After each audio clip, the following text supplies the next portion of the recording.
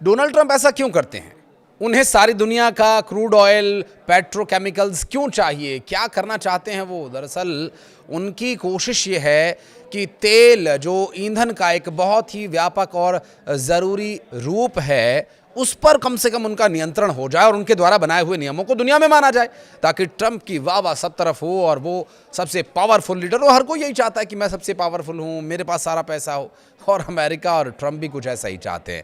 लेकिन अमेरिका शायद ये बात भूल रहा है कि रूस अपने आप में पावरफुल तो है ही, पुतिन भी एक ज़बरदस्त पावरफुल नेता हैं, लेकिन अमेरिका की इस हरकत ने एक बार फिर से रूस के साथ उनकी तनाव की स्थिति को और तनावपूर्ण और ख़तरनाक मोड़ पर ला खड़ा किया है। बात करेंगे इस बारे में पूरी विस्तार से, ये खबर आपको बताएंगे। नमस्कार, मैं हूं आशीष त्रिपाठी और उत्तरी अटलांटिक महासागर में हफ्तों से चले हाई वोल्टेज ड्रामे के बाद अमेरिका ने जो किया वो जियोपॉलिटिकल लेवल पर, यानी विश्व की राजनीति में खतरनाक रूप से भूचाल ला सकता है। अमेरिका ने रूस के झंडे वाले एक तेल टैंकर मारिनेरा को जब्त कर लिया है और इस पूरी सैन्य कार्यवाही ने वैश्विक राजनीति में खलबली मचा दी है, क्योंकि इस ऑपरेशन के दौरान रूसी नौसेना के युद्धपोत और पनडुब्बियां भी उसी क्षेत्र में मौजूद थीं।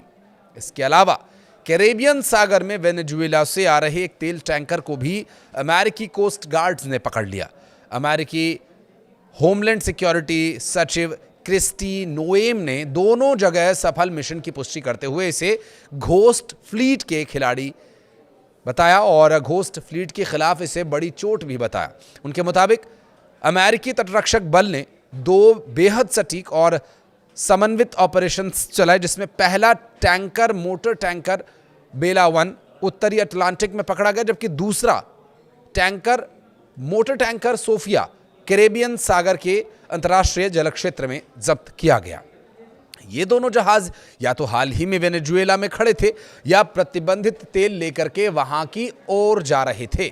इससे पहले यूएस यूरोपियन कमांड ने बुधवार को पुष्टि की कि वेनेजुएला के तेल व्यापार से जुड़ी रूसी टैंकर मारिनेरा को अमेरिकी नौसेना या सेना या कोस्ट गार्ड, जो भी आप कहें, संयुक्त ऑपरेशन चला करके उसे अपने नियंत्रण में लिया जा चुका है।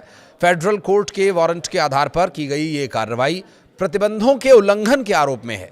आपको बता दें कि इस कार्रवाई में वेनेजुएला के राष्ट्रपति निकोलस मादुरो की गिरफ्तारी के कुछ ही दिनों बाद ये एक्शन देखने को मिला। अमेरिकी स्पेशल फोर्सेस ने कराकस में ऑपरेशन चला करके मादुरो को पकड़ा था और उन्हें नशीली दवाइयों की तस्करी के आरोपों में मुकदमे के लिए अमेरिका लाया गया है। पुतिन पर क्या मुकदमा चलाएंगे? वो जो नियम आपने बनाए हैं अपनी मर्जी से। वेनेजुएला के वरिष्ठ अधिकारियों ने इसे अपहरण करार देते हुए कहा कि अमेरिका वेनेजुएला के विशाल तेल भंडारों को हड़पने की साजिश रच रहा है। तो क्या गलत कहा? हाल के वर्षों में यह बहुत कम देखा गया है कि अमेरिकी सेना ने रूसी झंडे वाले किसी वाणिज्यिक जहाज को इस तरह से समुद्र के बीच में जब्त किया हो।